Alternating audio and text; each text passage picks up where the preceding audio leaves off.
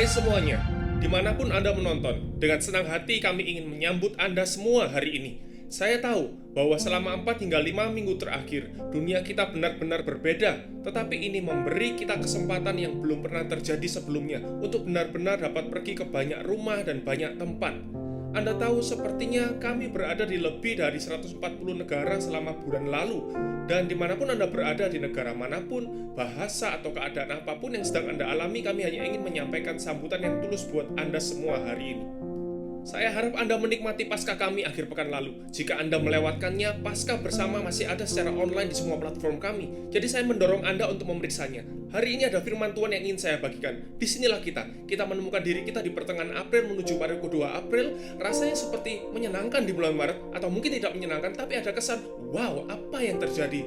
Kita sudah seperti ini hampir sebulan ini, dan saya percaya tidak peduli apakah Anda akan melalui masa yang sangat sulit karena di mana Anda berada, atau apakah Anda sedang dalam situasi atau tidak apa-apa, ini hanya karantina jadi makin dekat dengan anak-anak di rumah. Keadaan makin sukar dalam lockdown, dan apapun yang dilalui di negara Anda, apakah ada di Asia, Afrika, Timur Tengah, Australia, Selandia Baru, Amerika Utara, Amerika Selatan, dimanapun Anda berada, kita semua berada dalam keadaan ini bersama. Keadaan ini disebut badai. Badai adalah kata yang tepat. Anda tahu kenyataannya ada awan melayang-layang, ada situasi yang menjulang, kita tidak tahu kapan itu berakhir, kita tidak tahu bagaimana akan berakhir. Namun firman Tuhan memberikan harapan, memberikan terang, dan berbicara dalam situasi kita. Apakah Anda mengenal Yesus yang kita rayakan setiap hari dalam hidup kita, tetapi secara khusus dalam minggu lalu? Kita mengatakan dalam Yohanes pasal 1, pada mulanya adalah firman. Firman itu bersama Allah, firman itu adalah Allah, firman itu menjadi manusia. Dikatakan dalam ayat 14 ketika Yesus menjadi manusia, Tuhan sendiri, bukan guru, bukan filsuf, Tuhan sendiri. Tuhan menjadi manusia, Tuhan seutuhnya dan manusia sepenuhnya. Alkitab menyebutnya sebagai firman abadi, firman kreatif, firman yang hidup, terang dan kehidupan Allah ada di dalam dia. Namun sebagai seorang manusia dalam konteks di mana dia berada, setidaknya ada dua badai yang didapatinya. Saya ingin mengangkat ini karena saya pikir kita dapat belajar dari kedua badai itu, bahwa kita menemukan Yesus di dalamnya dengan para murid-muridnya. Anda mungkin merasa seperti ada awan yang melayang-layang. Saya ingin menyatakan, ada kehidupan yang belum kita jalani, ada damai yang belum kita dapat. Mari kita lihat badai ini, karena itulah yang kita alami sekarang. Matius 8 ayat 23 adalah catatan pertama. Inilah yang dikatakannya. Lalu Yesus naik ke dalam perahu, dan murid-muridnya pun mengikutinya. Sekonyong-konyong mengamuklah angin ribut di danau itu, sehingga perahu itu ditimbus gelombang, tetapi Yesus tidur. Maka datanglah murid-muridnya membangunkan dia. Katanya, Tuhan, tolonglah, kita binasa.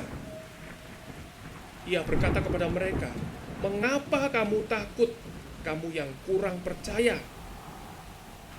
Lalu bangunlah Yesus menghardik angin dan danau itu, maka danau itu menjadi teduh sekali.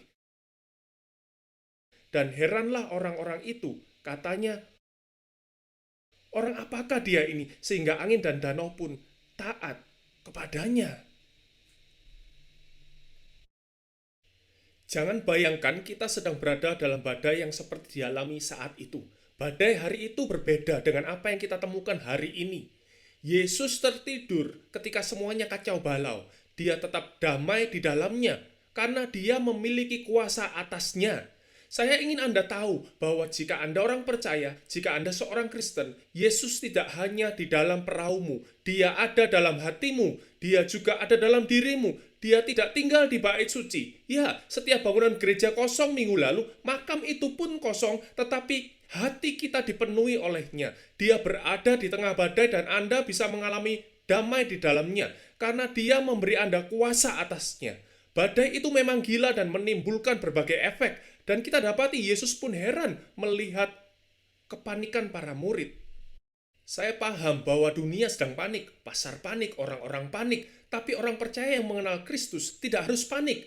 Ini bukan untuk mengkritik fakta bahwa kita semua memiliki reaksi sementara untuk situasi yang kita hadapi. Tapi jika seorang Kristen mengalami kepanikan yang terus-menerus, dia adalah seorang Kristen yang tidak mengenal siapa yang ada di dalam perahunya. Tuhan ada di perahu Anda, Semua pelajaran Alkitab dan semua gereja tidak ada artinya. Semua wahyu yang dalam dan pengajaran yang mendalam yang kita kejar, apa artinya jika kita masuk dalam ketakutan dan kepanikan yang sama dengan yang dunia alami ketika badai muncul? Yesus berkata, "Tidak tahukah kamu, aku di sini, hai kamu orang yang kurang beriman," dan semuanya kembali normal. Mereka terkagum-kagum karena alam tunduk pada firman-Nya, dan dia mengucapkan firman, dan itu benar-benar berubah. Beberapa pasal kemudian kita menemukan diri kita dalam situasi yang lain, yang serupa, yang menggambarkan badai kedua yang dialami Yesus bersama para murid. Dikatakan dalam Matius pasal 14 ayat 22 dan selanjutnya. Demikian. Sesudah itu, Yesus segera memerintahkan murid-muridnya naik ke perahu dan mendahulunya ke seberang. Sementara itu, ia menyuruh orang banyak pulang, dan setelah orang banyak itu disuruhnya pulang, Yesus naik ke atas bukit untuk berdoa seorang diri. Ketika hari sudah malam, ia sendirian di situ. Perahu murid-muridnya sudah beberapa mil jauhnya dari pantai dan diombang-ambingkan gelombang karena angin sakal. Kira-kira jam 3 malam, datanglah Yesus kepada mereka berjalan di atas air. Ketika murid-muridnya melihat dia berjalan di atas air, mereka terkejut dan berseru, "Itu hantu!" Lalu berteriak-teriak karena takut. Tetapi segera Yesus berkata kepada mereka, "Tenanglah, aku ini, jangan takut." Lalu Petrus berseru dan menjawab dia, "Tuhan, apabila Engkau itu, suruhlah aku datang kepadamu berjalan di atas air." Kata Yesus, "Datanglah." Maka Petrus pun turun dari perahu dan berjalan di atas air mendapatkan Yesus. Tetapi ketika dirasanya tiupan angin, takutlah ia dan mulai tenggelam. Lalu berteriak, "Tuhan, tolonglah aku." Segera Yesus mengulurkan tangannya, memegang dia dan berkata, "Hai orang yang kurang percaya, mengapa engkau bimbang?" Lalu mereka naik ke perahu, dan angin pun redalah. Dan orang-orang yang ada dalam perahu menyembah dia. Katanya, "Sesungguhnya engkau anak Allah." Wow, kedua badai mewakili kenyataan di mana kita berada. Kedua badai sepertinya serupa, tapi ada beberapa perbedaan. Ada yang kecil, ada yang signifikan. Pada badai pertama, para murid memilih untuk naik perahu. Mereka mengikuti dia. Pada badai kedua, Yesus membuat mereka naik ke perahu. Baik Anda mendapati diri Anda karena keputusan Anda sendiri Anda ada dalam badai dan cuaca yang gila, atau Anda merasa telah patuh pada Allah, melakukan apa yang benar, tapi mendapati diri Anda dalam badai. Bukan hanya virus corona, tapi badai apapun itu. Kadang-kadang itu adalah karena tindakan kita sendiri. Kadang-kadang karena hiduplah yang telah membawa kita ke sana. Tapi ajaibnya, Yesus ada dalam badai itu. Perbedaan lain adalah Yesus ada dalam perahu di badai yang satu dan dia berjalan di atas air pada badai yang lain. Apakah Anda merasa dia di sana, di rumah, di ruang tamu, di kamar, di dapur Anda? Apakah Anda merasa seperti dia hanya di sekitar Anda atau di luar sana? Lihat, murid-murid ketakutan dalam kedua kasus. Pertama kali mereka takut akan badai. Kedua kalinya, mungkin mereka terbiasa dengan badai. Mungkin badai hanya terasa bagian dari hidup. Mungkin kita sekarang terbiasa dengan apa yang kita alami. Apapun itu, kali ini mereka takut pada hantu. Mereka tidak takut akan badai. Alkitab tidak mengatakan mereka takut badai. Situasi sedang gila, tapi mereka takut akan hantu. Saya tidak tahu mana yang lebih menakutkan, badai buruk yang membunuh atau hantu yang membuat takut sampai mati. Tapi mereka ketakutan. Di sini kita menemukan perbedaan lain. Anda tahu, baik Yesus sedang tidur atau sedang berjalan, beberapa dari Anda merasa seperti Tuhan sedang tidur sekarang. Saya ingin memberitahu Anda bagaimana Tuhan itu. Anda mungkin berpikir dia tidur, tetapi dia nyata, dia hidup, dia bergerak. Paskah menunjukkan kepada kita bahwa Tuhan tidak mati, dia hidup. Baik Anda berpikir dia bergerak di atas air atau tidur di dalam perahu, ketenangan yang kita dapati adalah bahwa Yesus ada di dalam kedua badai itu. Jangan membanding-bandingkan badai. Badai di beberapa negara lebih buruk daripada yang lain. Beberapa keluarga mengalami lebih buruk dari yang lain. Beberapa orang berjuang lebih keras dari yang lain. Jangan membandingkan badai. Satu badai dan badai yang lainnya ada perbedaan yang kita alami. Ada tantangan yang kita lalui. Tapi pada akhirnya Yesus ada dalam perahu. Itu adalah perbedaannya. Ini poin yang lain dan ini sangat penting. Badai pertama tenang karena Yesus berbicara kepada badai dan dia memerintahkan mujizat dan Alkitab berkata tiba-tiba ada ketenangan yang luar biasa. Badai kedua tidak dikatakan bahwa Yesus berbicara pada angin dan ombak. Badai terus berlanjut. Dia menuntun Petrus kembali ke perahu dan kemudian Alkitab mengatakan angin berhenti. Tetapi tidak mengatakan Yesus membuat angin berhenti. Apakah Anda menyadari bahwa untuk segala sesuatu ada musim dan waktunya, termasuk pandemi ini, dan saatnya akan tiba. Baik Allah secara supranatural mengakhiri badai ini atau waktu pada saatnya akan mengakhirinya. Pasti ada akhir dari hal ini, dan Anda tahu, ada saat-saat di mana Anda dan saya harus melewati tantangan, dan di sisi lain, Tuhan akan benar-benar memindahkan gunung bagi kita. Dia akan memberi Anda energi untuk mendaki gunung, dan baik Allah memberi Anda anugerah untuk menaklukkan tantangan dalam hidup Anda, atau memberi Anda anugerah untuk berjalan melalui tantangan dalam hidup Anda, badai ini nyata. Saya di sini tidak untuk memuliakan badai, saya di sini untuk meminta Anda tetap memandang Allah yang bersama dengan Anda di tengah-tengah badai. Mungkin Anda bukan orang percaya, Anda baru saja menonton karena seseorang membagikan link. Mungkin Anda ingin tahu dan telah menonton beberapa minggu terakhir. Anda tidak harus memiliki sejarah dengan Tuhan. Anda tidak harus memiliki silsilah iman. Jika hatimu terbuka, Alkitab mengatakan dalam kedua badai, mereka berteriak dan dia menjawab. Mereka berteriak dan dia menjawab. Dan apa yang kita temukan di kedua badai, ada satu kebenaran sederhana yang ingin saya bagikan hari ini. Saya percaya ini akan menguatkan Anda, menolong Anda, dan membuat Anda tidak menyia-nyiakan badai yang sedang kita hadapi. Badai pertama adalah badai di mana Yesus tidur. Izinkan saya memberitahu Anda sedikit latar belakang tentang September tahun lalu. Ketika kita berdoa tentang tahun 2020, saya yakin tidak ada di antara kita melihat virus corona akan datang. Dan pada saat yang sama, saya berkata, Tuhan, apa firman-Mu untuk gereja kita? Apa firman-Mu? Tahun lalu tema kita revival dan kita melihat buah dan dampak yang fenomenal. Dan saya rasakan Tuhan berkata firman. Saya ingat saat itu saya sedang berbicara dengan Jemima dan beberapa anggota tim, dan saya tahu bahwa firman itu kuat, karena firman itu hidup, aktif, dan Yesus adalah firman itu. Tapi saya seperti, oke lah, baiklah firman mungkin. Saya pikir kita harus masuk lebih dalam Alkitab, sebab itu dalam Connect Group kita membahas Alkitab. Dan saya khawatir bahwa kita tahu tentang Tuhan, tapi kita tidak kenal Tuhan. Bahwa kita tahu beberapa cerita, tapi kita tidak tahu firman. Jadi firman itu tampak seperti tema yang bagus. Tapi tahukah Anda, sekarang di tengah badai, firman adalah jangkar yang membuat kita begitu yakin dan tabah saat ombak bergelora. Apakah Anda sadar bahwa firman Tuhan adalah satu-satunya yang tidak berubah? Ketika hukum berubah, ketika peraturan berubah, ketika pemerintah berubah, negara-negara pun berubah. Firman itu tidak pernah berubah, dan inilah tema yang luar biasa. Ketika semuanya kacau, Alkitab mengatakan, langit dan bumi akan berlalu, tetapi perkataanku tidak akan berlalu. Firman Tuhan adalah batu yang kokoh, itu adalah pedang bermata dua, dan ini adalah satu-satunya hal yang kita butuhkan di musim ini lebih dari sebelumnya.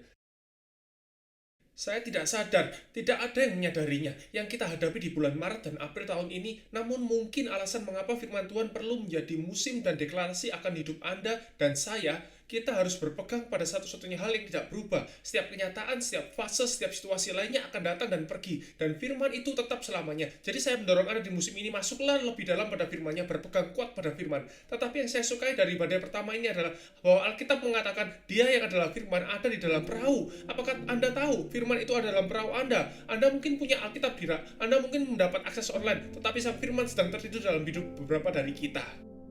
Yang dilakukan para murid di tengah ketakutan adalah membangunkan sang firman. Mari lakukan yang sama, bangunkan firman itu. Mari kita bangunkan sang firman di musim ini. Mari kita nyatakan bahwa sang firman itu tidak akan tidur di rak kita.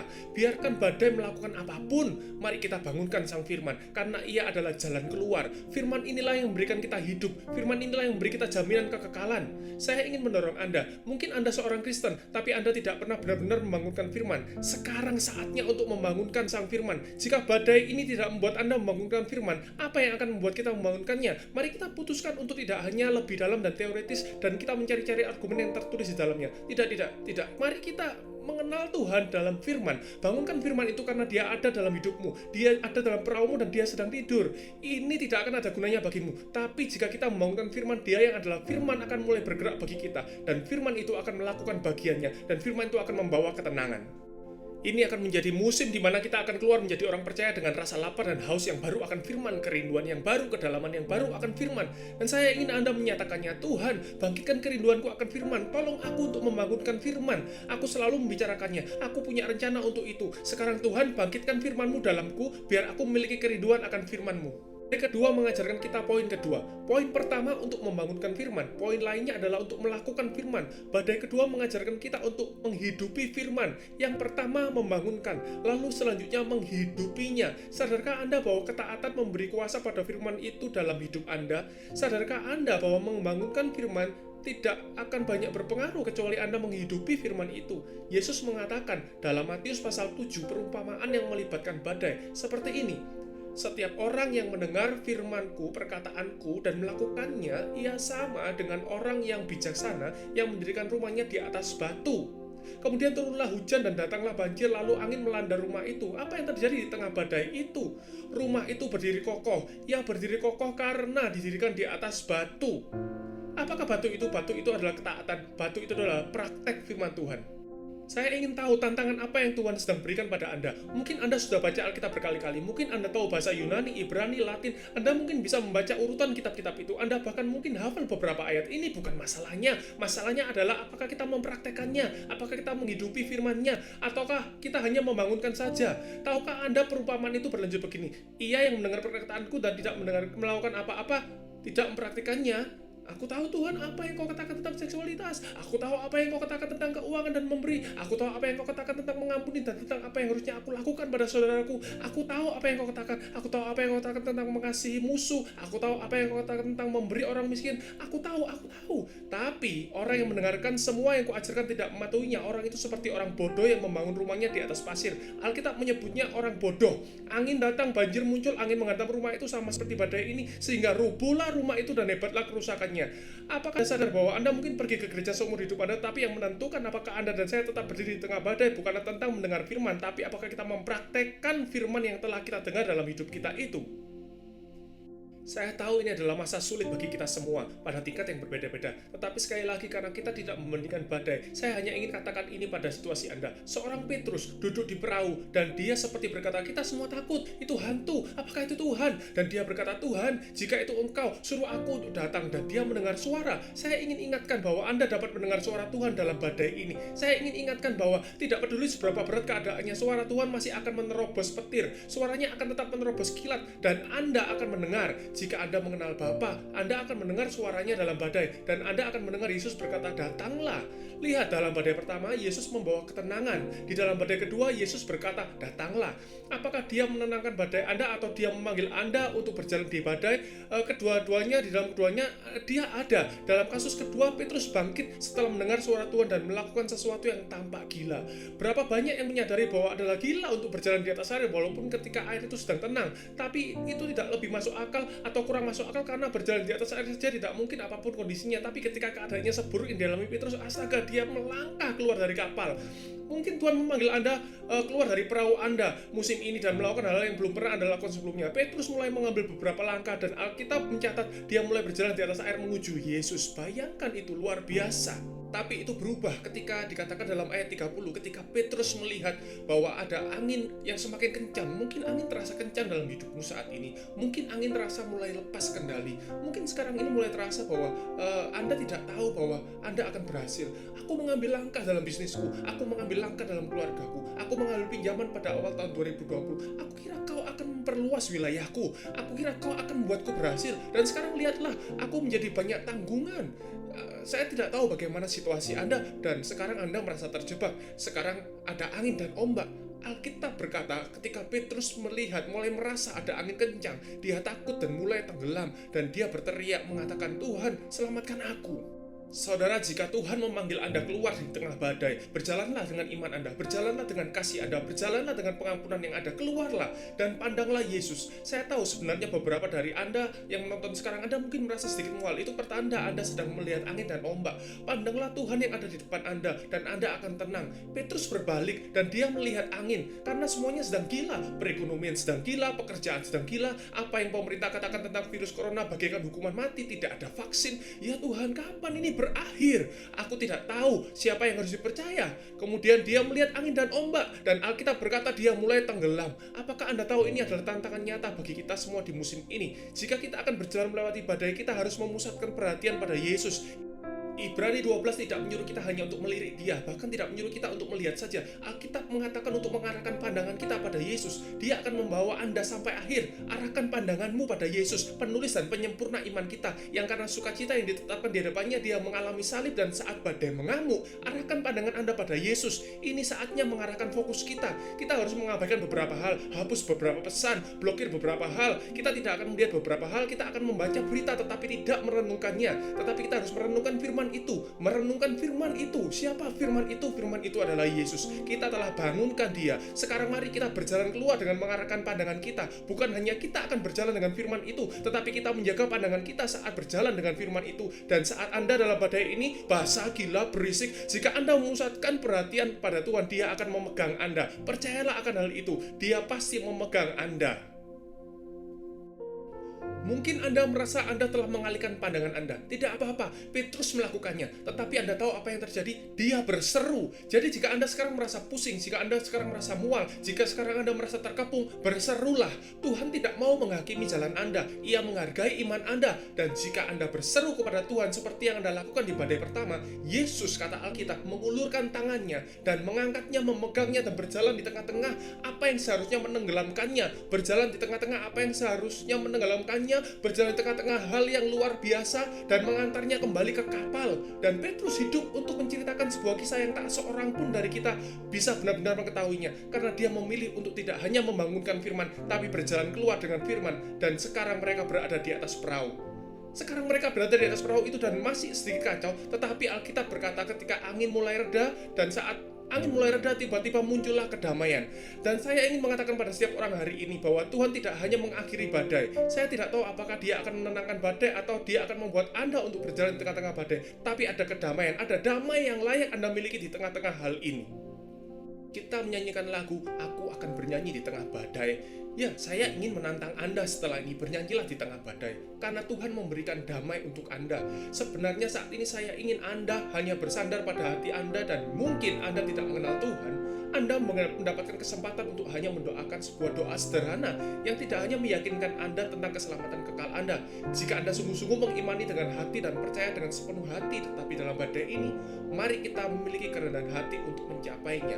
Mungkin kita sedang tenggelam, mungkin kita sedang mencoba sesuatu, mungkin itu tidak berhasil, tapi saya juga mendorong semua orang saat ini secara online, apakah Anda bersama dengan keluarga Anda, rumah tangga Anda, teman serumah Anda, atau siapapun yang ada bersama dengan Anda, dimanapun Anda menonton ini, apakah Anda sendirian? Jangan jalani musim ini sendirian, jangan jalani ini sendirian.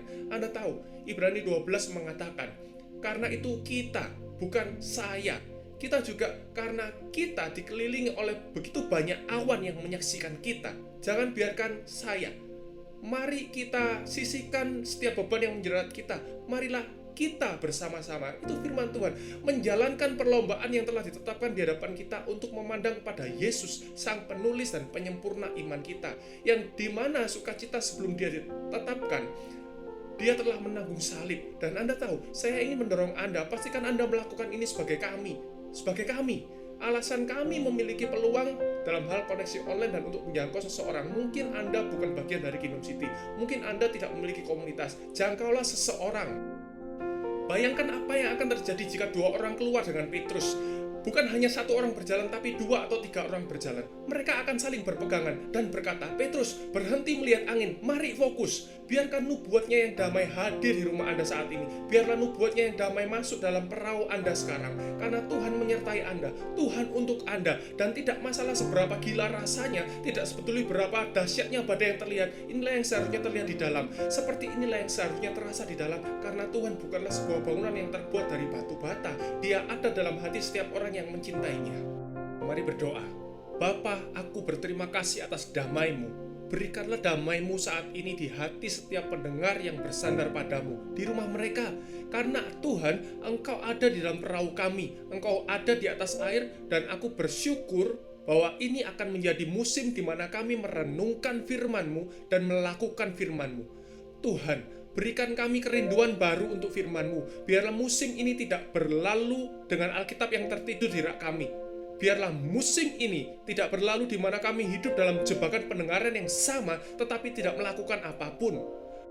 Bapa, berilah kami keberanian di musim ini untuk menjadi jujur dan patuh pada satu-satunya pribadi yang menenangkan badai dan satu-satunya yang menyelamatkan kami di tengah badai. Bapa, kami berkati sekarang untuk setiap keluarga di Afrika, di Asia, di Australia, di Eropa, di Timur Tengah, di Amerika Utara dan Selatan, di seluruh planet ini, di setiap pulau, di setiap rumah. Jamah setiap orang yang berseru memanggil nama-Mu, Tuhan. Bahkan saat ini juga, para orang tua, aku berdoa, khususnya sekarang untuk orang tua. Aku berdoa bagi mereka yang berusia di atas 60, agar Engkau memberikan damai-Mu di dalam perahu mereka. Aku bersyukur Tuhan bahwa kebohongan, beban, dan bahkan kenyataan akan angin dan ombak tidak akan menenggelamkan orang-orang yang memanggil nama-Mu pada detik ini juga. Tuhan, kami berdoa untuk setiap orang, setiap anak. Kami berdoa untuk setiap orang, tidak peduli seberapa buruk atau kecil atau besarnya badai mereka.